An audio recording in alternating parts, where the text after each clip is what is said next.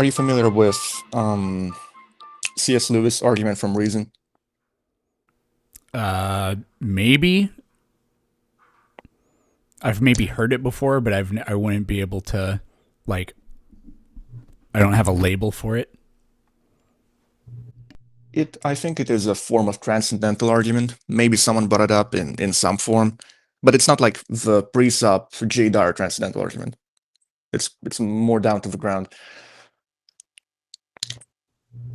So basically, if all that you are is matter sloshing around and energy transferring back and forth as a product of, the causal chain of events way back from the beginning of the universe to now, if that is all you are and that is all your brain is, on what basis should you trust your own rationality?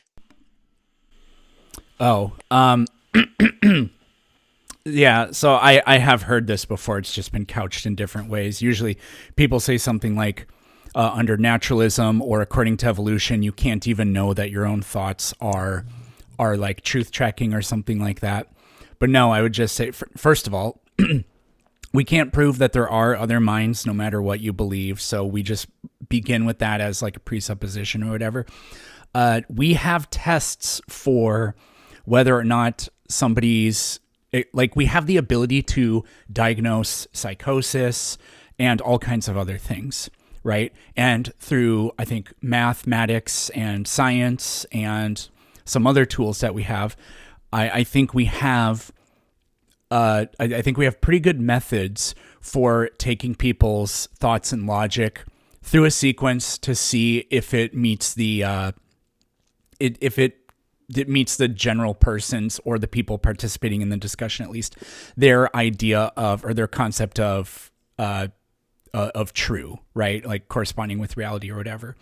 And then I could give a defense naturalistically or biologically. Like it absolutely is the case that an organism that is able to create a mental model of its surroundings would have a survival advantage. So I don't need to, well, I won't say it that way, I guess. But the idea that in general our senses are truth tracking is, I think, totally consistent and defensible for multiple reasons.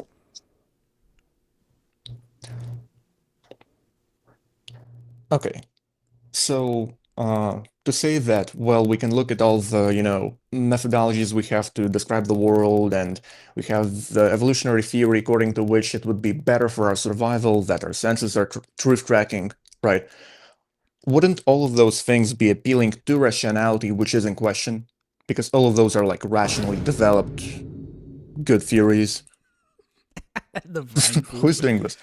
Yeah, but ultimately, if you're going to tell me that there are reasons why reason can't justify or validate reason, then you lost the debate immediately. Yes, but I'm not in the framework under which the reason is self-defeating. So it would just defeat the framework of naturalism, but because I don't accept that problem, I can still argue. I didn't hear a critique of naturalism. I heard a critique that that knowledge can be, or whatever. You didn't say knowledge specifically, but whatever is in question. I heard a critique of whatever is in question here. Reason cannot be the grounding or justification for it. And if you're going to then go on to tell me why, then you lose. It's unwinnable because you're going to give me reasons. Right, so I just need to Oh. show how is reason unusable in your position, but not in my position. Well, So you I wouldn't guess be able what to is use under. reason. So I don't know why. I don't know how. This isn't unique to your like worldview.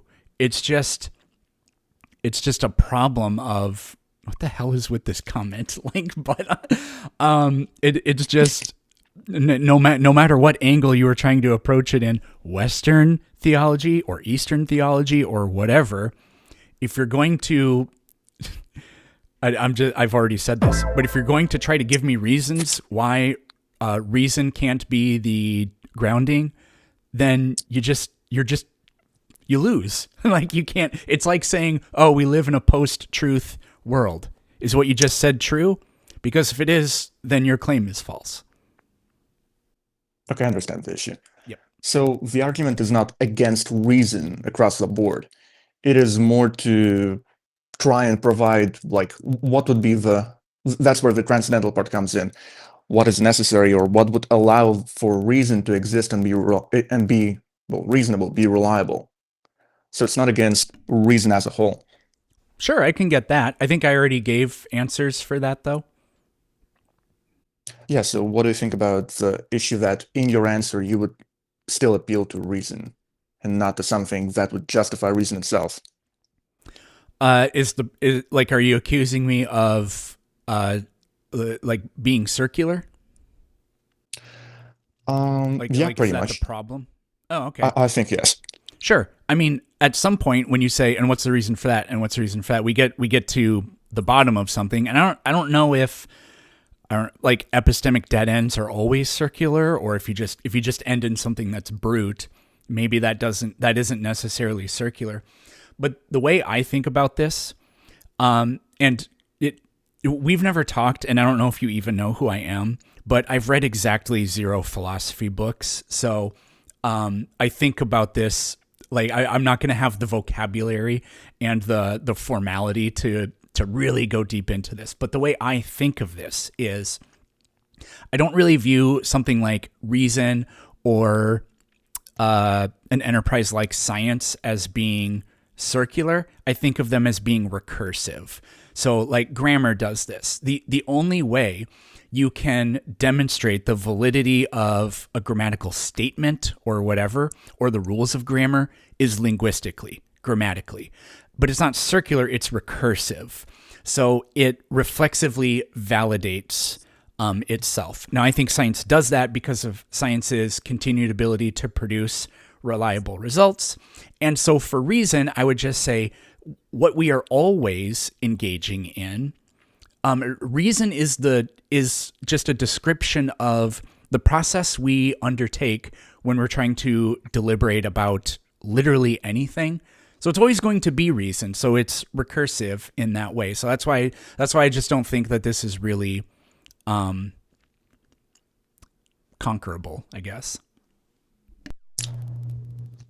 So I believe that is where the argument's supposed to be going. And yes, you're absolutely right. It will be circular at some point. As like probably any argument or any worldview, it would end in a circle or self-recursion. But here, the dichotomy we would have is either a virtuous circle, where you can affirm the proposition and strengthen it by the virtue of that circle, or it will be self-defeating. And if we grant the materialistic, naturalistic, atheistic universe, shout out Taco, then we would have to say that, well, yeah, rationality is just matter sloshing around, but because of all those rational reasons, it isn't. But then we just never escape the issue. We're still at the rationality being matter moving, energy sloshing, and not really being rational.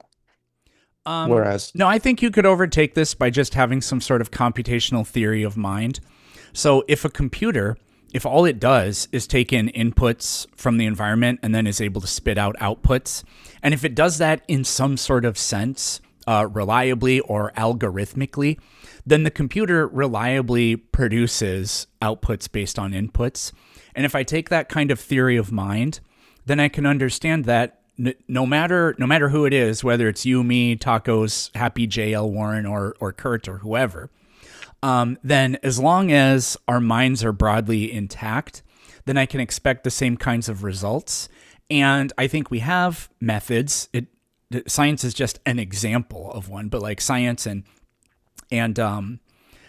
mathematics, and I think linguistically we have this. It's my belief that logic is just a grammatical formalization of a part of the way we. I made that more complicated than it needs to be. I think logic is purely grammatical, right? And so if we have these systems for going over and diagnosing whatever we're trying to do, then I think that process can be sort of like self-validating.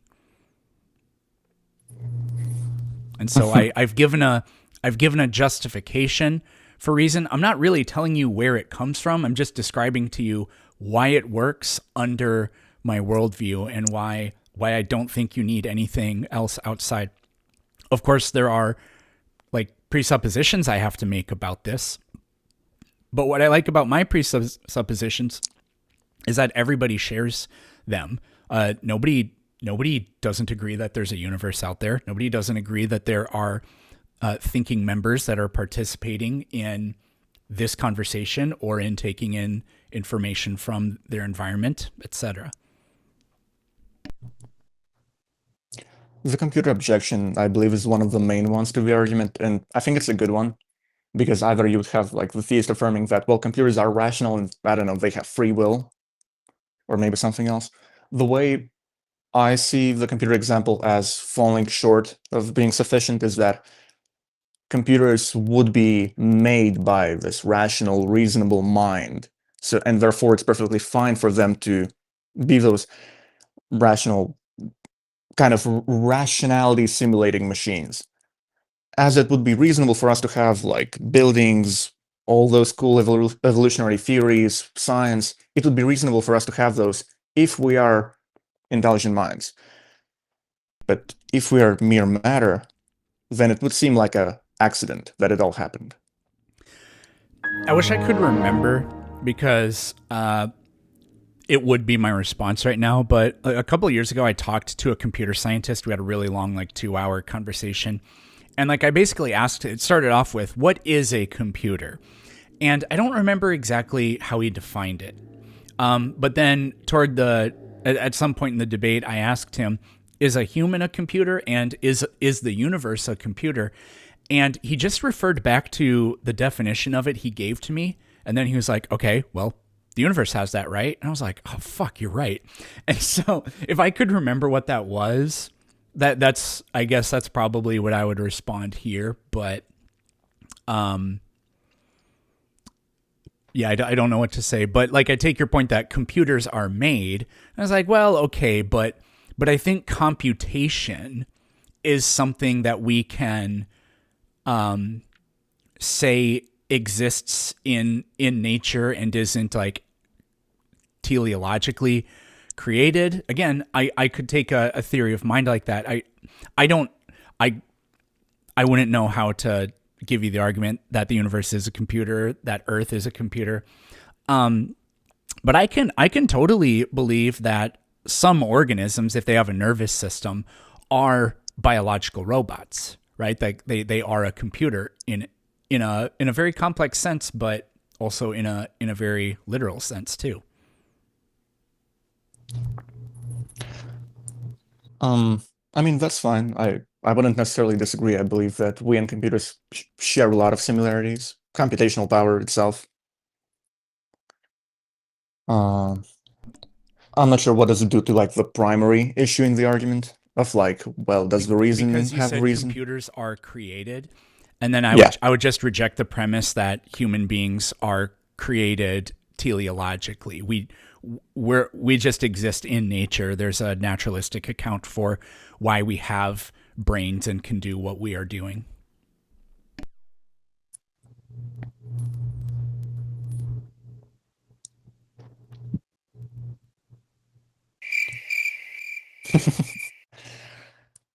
Wait, I can do that. Right.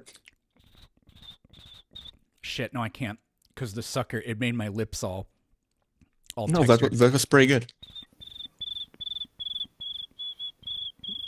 There we go. You will fool me. Okay, I So, understand how all of those things are the case under the naturalist account. But under the naturalist account, would it not be true that all of those things are also just pure accidents and apart from the causality of, again, particles bumping around, there isn't really something more to it? We would just be lucky to have this. Well, you're using a lot of loaded language when you say it's an accident. What people, that can mean different things. I think what people mean when they say that, although they don't realize it, is that already said this, but there's no teleology behind it. It didn't happen for a reason. But accidental can also, some people mean like it happens randomly, but something happening randomly and something happening dysteleologically are completely different things. For the computational theory of mind, that absolutely depends on the laws of physics. So it's dysteleological, but it's not random because the laws of the underlying laws of nature are not random. Now you could argue what they happen to be could have been anything. So it's like random that the set of laws that we have is what they are. Sure. But, as they are actually existing, they are not random because they don't fluctuate or anything like that. So no, the human brain, mind, whatever, as a computer, is totally, it relies on physics and it's not random at all. Yeah, by accidental, I didn't mean no reason. Obviously, like a rock Yeah. falling is not a rational being you're thinking, right? But a I rock would promise I'll fall shut because up, the but wind would blow. I want to say Oh, something sure. else to make this more clear. It is guided. Just because it's dysteleological doesn't mean it's not guided. It's just that it's not guided consciously. Like the rock falling, that is guided. The person taking in sensory input from the environment, and then neural integration, and then hallucinations, which we call thoughts, happen. That is guided. It's just dysteleological. So go ahead. Yeah, totally agree here. Like, if a rock falls, we wouldn't say that rock fell for no reason. No, rock fell because, for example, the wind blew or whatever. There is a reason behind it. It might not be because the wind is actually a Greek god, but still. And here, the issue I see is, how is everything still being part of the causal chain, everything having a reason for it happening, but that reason not being anything teleological? How is that any helpful for your case? Because you're still having sort of an irrational mechanistic chain of events controlling what we do. Those are good. Those are good soundboard choices. Thanks. So you said, how is it? What was the very last part of it? Basically, how is it better for your case that now your mind or your brain, however you put it, is controlled by this mechanistic cause of events that is itself non-rational? Oh, sure. Well, I feel like I already answered that several times. We have the methods for testing whether they are truth tracking, the evolutionary justification for why we would have truth tracking, the ability to have truth tracking thoughts and things like that. But I think the other strongest thing, or something very strong for me in this, is I think theism completely blows this up. And it's very weird the way people make this kind of argument. I'm gonna change the subject, but I promise it's relevant, and I'll bring it back.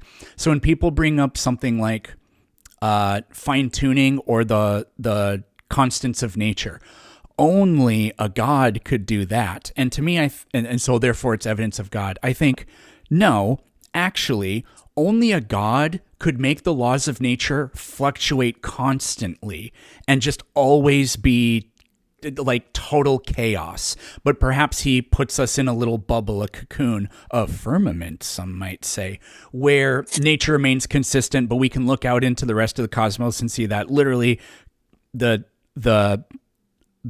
constants are totally fluctuating. The force of gravity literally changes everywhere all the time. That would be extraordinary evidence that nature is not sufficient. Okay. And now this thing about, you say, this criticism you give about like, well, if it's not created by something that is rational, if there's no teleology, then why would I trust it? God would be the best possible explanation for my thoughts betraying me literally all the time, for nature being a hallucination. In fact, historically, that's what the gods did. Loki was a trickster. Yahweh is a trickster in the Bible. There's a really compelling case that I can't remember if it's in Jacob or Joshua, but the thing with the sheep that they carve some sticks and the sheep end up with spots on them or whatever. There's a really compelling case that God's actually playing a trick on somebody, right? So, and like you never said you were a Christian or anything like that, but it doesn't matter because in the pantheon of gods, they've all had that element within them, right? So no, actually, I think theism makes that just incredibly more likely. That is a fair point. What I would say is that me sort of holding to the fact that life is all, a gaze put on by the omnipotent God. I would just escape that with Occam's razor. Why should I hold to this unnecessarily if I have no reason to hold to this? And though it is plausible, Well, oh, gone. you'd be violating Occam's razor though, because remember what I said earlier? What I like about my presuppositions is we all have them. I don't think you actually would disagree with anything I said other than my conclusions, right? You don't disagree that we do have brains and that we have rational thinking and that we, take in information from the environment and all that. So like, I don't think, like, tell me if I'm wrong, but I don't think you actually really disagree with any of the presuppositions I have, do you? No, probably I agree with Sure. most of them. I probably live by most of them. Yes, but then you add God. So you've totally violated parsimony by doing that. Yeah, but my worldview of how many like presuppositions I have would be a separate issue from whether I live thinking that it's all a haze and illusion created by God to deceive me. And But I don't think that had anything to do with what I said in response to what you said right before that, the Occam's razor thing. right, I was just referring to the fact that I would have no reason to, apart from like this being a potential possibility, I would have no reason to hold that belief and artificially like worsen my life. I mean, okay. I'm just not really sure if that does anything for anything. Okay, let me push it a bit. So I agree that this is a possibility. If God is real, there is a non-zero chance of him being a wild trickster and, pulling a huge prank on all of us. And Yeah. maybe the laws of Real nature will bad switch up man. tomorrow. Right. But then, and would you agree or not, that if we grant that God is real, then he could potentially provide a perfectly fine explanation for how reason and rationality can be the case. He could be a really solid ground for it. So this is going to sound a little bit cop outy, but the way I think of this is yes and no. Can I imagine it? Yes. But the problem with the conception of God is that it's not a working theory. It doesn't actually make any predictions, and it doesn't really seem to have falsifiability criteria or anything like that.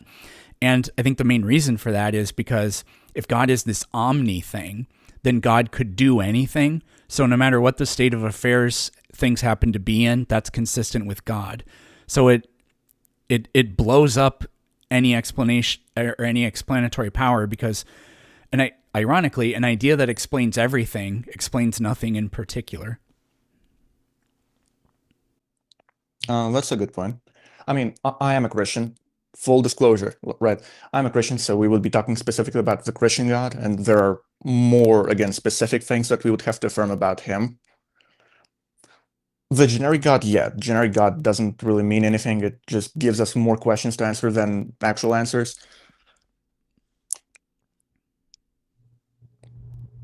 Oh, where was I? So yes and no. You mean conceptually you can understand where I'm coming from, but no, you believe that it still wouldn't give sufficient explanation. That's a pretty good way of putting it. Yeah. Right. So I will at least try to work with this. If conceptually you can, imagine a world where that works and God is this foundation for rationality and reason, then all I would have to do is compare it to your view of the world, which has no God and everything is the mechanistic cause and effect. And then I would have to look for this foundation of rationality and reason.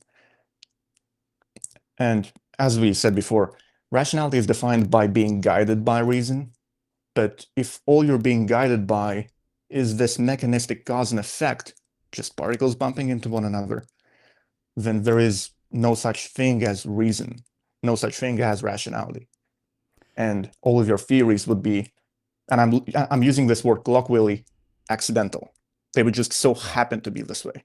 Well, I mean, I don't think reason has ontological status. I don't think the scientific method has, like, would you agree with this? The scientific method does not have ontological status.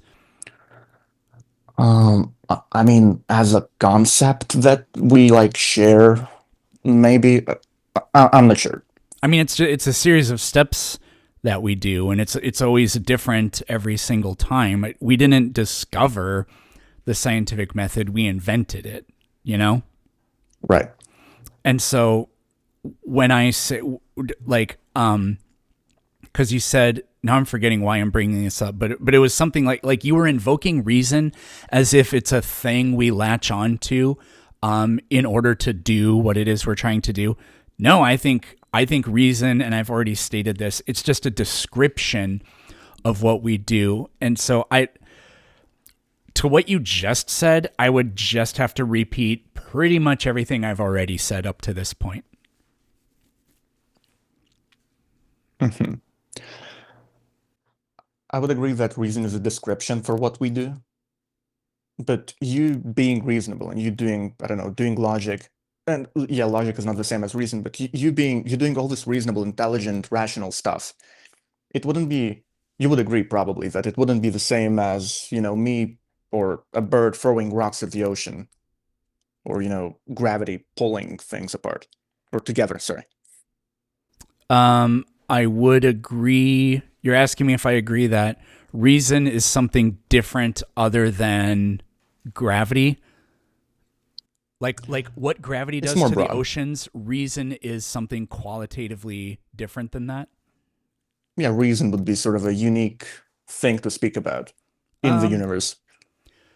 Ultimately, I would say no, because I don't believe in free will, and I would adopt a computational theory of mind. And so I would say mine is this thing we're describing is vastly more complicated, kind of like the weather. I mean, the weather, there's no formula for the weather. There's a formula for gravity. It's pretty crazy to think about that I can perfectly describe Earth's motion around the sun in one equation, but you can do that. You cannot do that for the weather, for example. But nobody doesn't agree that the weather isn't just at the mercy of physics or whatever. And that's how I feel about us too. You, you can't put me into an equation. I'm built different, you know? But I still don't I just don't view that we're ultimately at the mercy of anything other than physics. Fair enough. And yeah, not to go around in circles, I'll probably wrap it up here. I will try to look up and search and give you next time maybe a better answer about the computational theory, so we can push it even more. Okay, yeah, that sounds cool.